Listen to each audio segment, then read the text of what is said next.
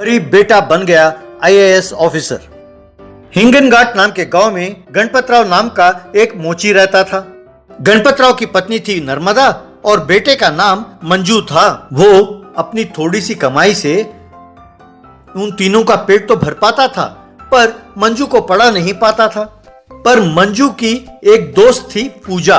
पूजा के परिवार काफी धनवान थे, पर उस लड़की को मंजू बहुत पसंद था। पूजा हर रोज स्कूल के बाद अपने कार में मंजू के झोपड़ी पर आती थी और उस दिन स्कूल में जो कुछ पढ़ाया वो सब मंजू को सिखाती थी। इस तरह 20 साल गुजर गए। गणपतराव बूढ़ा हो गया, पर उसके घर की हालत नहीं सुधरी। वो अभी भी जूते सीता था। वो आज भी उसी झोपड़ी में रहते थे।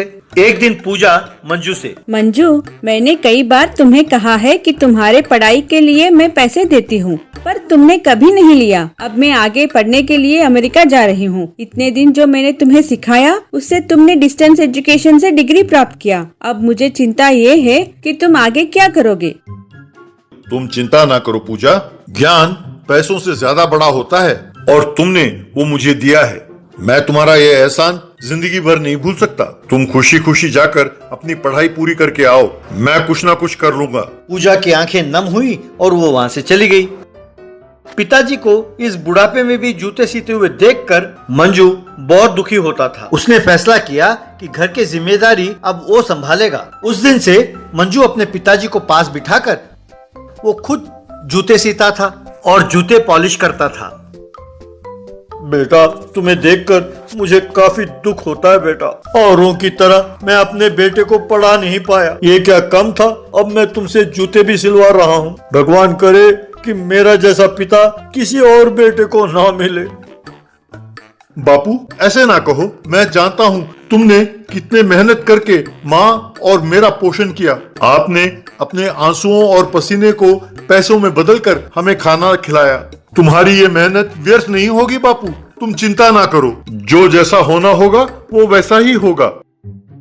यूं मंजू दिन भर जूते सीने का काम करता था और रात को गली के लाइट के नीचे बैठकर पढ़ाई करता था। एक दिन उस गांव के जमींदार प्रताप और पूजा के पिताजी प्रदीप कोई धंधे की बात घर के बाहर कर रहे थे। तभी प्रताप का बेटा सूरज एक कीमती कार में कंपाउंड के अंदर आया। उसे देखकर प्रदीप, प्रताप जी, अगर आपको एतराज ना हो तो क्या हम इस बिजनेस पार्टनरशिप को रिश्तेदारी में बदल लें? इससे बढ़िया और क्या बात हो सकती है प्रदीप जी। पर एक बात है, मेरे बेटे को पढ़ाई रास नहीं आई, ना ही बिजनेस करने की अकल है। आपको एतराज तो नहीं है ना? पढ़ाई की क्या जरूरत है, पैसे हैं यही काफी है। मुझे 100% मंजूर है। एक दिन सूरज कार में जाते जाते मंजू के जूते की दुकान के पास आकर रुका। सूरज मंजू से, ये बाटा कंपनी वालों ने मेरे लिए खास जूते बनाए हैं। इनकी कीमत 2 लाख रुपए है। ध्यान से पॉलिश करना। कहकर उसके कंधे पर पांव रखा। साहब, कंधे पर पांव रखेंगे तो पॉलिश करना मुश्किल होगा साहब। जरा सिर पर रखिए तो अच्छा पॉलिश करके दूंगा। तब सूरज ने उसे जोर से लात मारा। मंजू लोटनी खाते हुए जा गिरा। क्यों, ज्यादा आकड़ है? अरे पांव तुम्हारे कंधे पे रखा तभी गुस्सा आ गया। अब जूतों का पॉलिश तुम अपने जीभ से चाट कर करोगे, नहीं तो तुम्हारे हड्डी पसली एक करके तुम्हें इस गांव से बाहर कर दूंगा। हताश होकर मंजू ने अपने जीभ से चाटकर उसके जूते का पॉलिश किया। ये देखकर गणपतराव बहुत दुखी हुआ। 1 साल बाद पूजा अमेरिका से पढ़ाई कर लौटी। तब प्रदीप ने पूजा को रिश्ते के बारे में बताया। पूजा समझ नहीं पाई कि वो क्या करे। पूजा तुरंत गणपतराव के पास आई और मंजू के बारे में पूछा। पता नहीं बेटा, 6 महीने पहले मैं शहर जाता हूँ कहकर वो यहाँ से चला गया। जब तक वो चिट्ठी लिखता रहता है, बस ये नहीं बताता कि वो रहता कहाँ है, करता क्या है। मुझे भी चिंता खाए जा रही है बेटा। एक दिन प्रताप सूरज से, अरे कमबख्त, हमारे गांव में नया कलेक्टर आ रहा है। उन्हें अपने घर खाने पर बुलाया है। तुम्हारी शादी भी तय हुई है ना? तुम उस कलेक्टर को अपने बातों में उलझाकर वो जो नया फ्लाईओवर का कॉन्ट्रैक्ट है वो हासिल कर लो। कम से कम अब से तो तुम धंधा करना शुरू करो। समझ में आई बात? अगले दिन उस गांव में कुछ सिक्योरिटी वैन्स आए। वो आकर उस गांव के पुलिस वालों से उन्होंने बातचीत की। उन्होंने सारे गांव में सीसीटीवी कैमरास और सिग्नल जैमर्स लगवाए। सब लोग हैरान थे कि वो नया कलेक्टर कौन है और यहाँ क्यों आ रहा है। अगले दिन एक बड़ा कॉन्वॉय उस गांव में पहुंचा। बच्चे और बड़े उस कॉन्वॉय के साथ भागने लगे। वो कॉन्वॉय गणपतराव के जूतों की दुकान के पास आकर रुकी। गणपतराव और नर्मदा वहां खड़े थे। एक वैन से मंजू सूट पहनकर उतरा। वे दोनों हैरान हो गए। मंजू सीधा आया और उनके पैरों पे गिरकर प्रणाम किया। माँ, बाबूजी, अब आप जूते सीने वाले नहीं हो, अब आप आईएएस ऑफिसर के माँ बाप हैं। उनके आंखों से आंसू छलकने लगे। दोनों ने उसे गले से लगा लिया। बाद में मंजू जमींदार के घर गया। वहां प्रताप, प्रदीप, सूरज और पूजा खड़े थे। मंजू गाड़ी से उतरा। उसे देखकर पूजा के खुशी का ठिकाना नहीं रहा। सूरज के पसीने छूटने लगे। प्रताप और प्रदीप ने मंजू को फूलों का हार पहनाया। मंजू, तुम्हें देखकर मुझे बहुत गर्व महसूस हो रहा है। शाबाश मंजू, हमारे गांव में जो कोई नहीं कर पाया वो तुमने कर दिखाया। ये सब तुम्हारी मेहरबानी है पूजा। प्रदीप जी, अगर आपको एतराज ना हो तो क्या मैं पूजा से शादी कर सकता हूँ? कलेक्टर साहब, आपसे बढ़िया दामाद मुझे कहाँ मिलेगा? और वैसे भी आप दोनों बचपन के दोस्त हैं, मुझे और क्या चाहिए?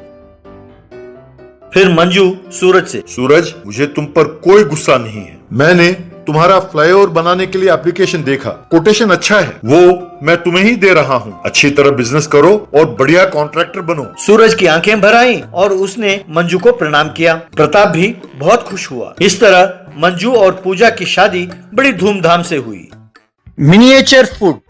मानला नाम के गांव में अग्रवाल नाम का एक व्यक्ति रहता था। उसका एक ऑफिस था जिसका बोर्ड लगा था गोलमाल इवेंट मैनेजमेंट। वो शादियों के लिए और बड़े बड़े फंक्शनों के लिए कॉन्ट्रैक्ट लेकर डेकोरेशन और लाइटिंग से लेकर फूड सप्लाई तक सब कुछ करता था। उसको चोरी की आदत थी। उसके पास काम करने वालों को ठीक से पैसे नहीं देता था। एक बार एक लाइटिंग वाला, क्या है अग्रवाल जी, इतने बड़े मैरिज हॉल का लाइटिंग करना कितना मुश्किल है ये तो आप जानते ही हैं। मेरे टीम में 10 लोग दिन रात मेहनत करके काम कर रहे हैं और आप सिर्फ 10,000 रुपए देंगे तो कैसे चलेगा? अरे तुम तो ऐसे बोल रहे हो जैसे मैं तुम्हें ठग रहा हूँ। मुझे सिर्फ तुम्हें ही नहीं, डेकोरेशन वाले को, कैटरिंग वाले को, सबको पैसे देने पड़ते हैं। दोबारा ये डिस्कशन किया तो मुझे तुम्हारी जरूरत नहीं है बस। एक बार एक बड़े धनवान ने संदेश भेजकर अग्रवाल को अपने घर बुलाया। आओ भाई आओ अग्रवाल आओ, अगले महीने के 10 तारीख को मेरी बेटी की शादी है। शादी में कम से कम 1000 लोग आएंगे। इंतजाम एकदम बढ़िया होना चाहिए। खाने में कोई कोताही नहीं होनी चाहिए। सबको अगले 10 साल तक इस शादी की चर्चा करनी चाहिए। हुजूर, ये आप मुझ पर छोड़ दें। एक साधारण से शादी में 26 किस्म के व्यंजन देता हूँ।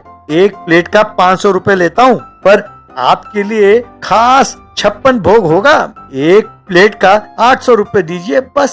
डेकोरेशन के लिए बाहुबली सेटअप लगाऊंगा। कैमरा और लाइटिंग के लिए मुंबई से स्पेशल कैमरामैन को बुलाऊंगा। बस ड्रोन शॉट भी लेंगे। हॉलीवुड, बॉलीवुड वगैरह इस शादी की वीडियो देखकर दंग रह जाएंगे। धनवान ने खुश होकर अग्रवाल को एडवांस दिया।